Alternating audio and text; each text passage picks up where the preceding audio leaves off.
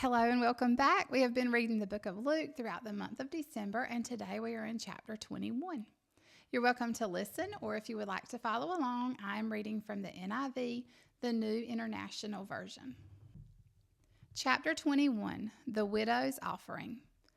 As Jesus looked up, he saw the rich putting their gifts into the temple treasury. He also saw a poor widow put in 2 very small copper coins. "Truly I tell you," he said, "this poor widow has put in more than all the others.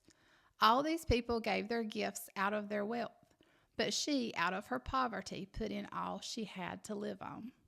The destruction of the temple and signs of the end times. Some of his disciples were remarking about how the temple was adorned with beautiful stones and with gifts dedicated to God. But Jesus said, "As for what you see here, the time will come when not one stone will be left on another. Every one of them will be thrown down." "Teacher," they asked, "when will these things happen? And what will be the sign that they are about to take place?"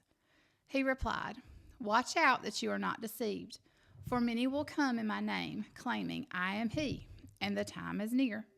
Do not follow them. When you hear of wars and upsprings, do not be frightened. These things must happen first, but the end will not come right away." Then he said to them, "Nation will rise against nation, and kingdom against kingdom. There will be great earthquakes, famines, pestilences in various places, and fearful events and great signs from heaven. But before all this, they will seize you and persecute you. They will hand you over to synagogues and put you in prison. And you will be brought before kings and governors, and all on account of my name. And so you will bear testimony to me. But make up your mind not to worry beforehand how you will defend yourselves. For I will give you words and wisdom that none of your adversaries will be able to resist or contradict. You will be betrayed even by parents, brothers and sisters, relatives and friends, and they will put some of you to death. Everyone will hate you because of me, but not a hair of your head will perish. Stand firm, and you will win life. When you see Jerusalem being surrounded by armies, you will know that its dissolution is near. Then let those who are in Judea flee to the mountains. Let those in the city get out, and let those in the country not enter the city. For this is the time of punishment in fulfillment of all that has been written. How dreadful it will be in those days for pregnant women and nursing mothers. There will be great distress in the land and wrath against this people. They will fall by the sword and will be taken as prisoners to all nations.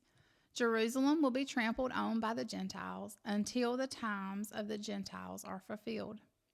There will be signs in the sun, moon, and stars.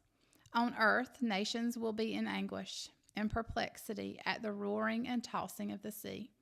People will faint from terror, apprehensive of what is coming on the world, for the heavenly bodies will be shaken. At that time, they will see the Son of Man coming in a cloud, with power and great glory. When these things begin to take place, stand up and lift up your heads, because your redemption is drawing near." He told them this parable. "Look at the fig tree and all the trees. When they sprout leaves, you can see for yourselves and know that summer is near. Even so, when you see these things happening, you know that the kingdom of God is near. Truly I tell you, this generation will certainly not pass away until all these things have happened. Heaven and earth will pass away, but my words will never pass away. Be careful, or your hearts will be weighed down by carousing, drunkenness, and the anxieties of life, and that day will close on you suddenly like a trap, for it will come on all those who live on the face of the whole earth. Be always on the watch, and pray that you may be able to escape all that is about to happen, and that you may be able to stand before the Son of Man." Each day Jesus was teaching at the temple, and each evening he went out to spend the night on the hill called the Mount of Olives. And all the people came early in the morning to hear him at the temple. That was chapter 21. Come back tomorrow and join me for chapter 22.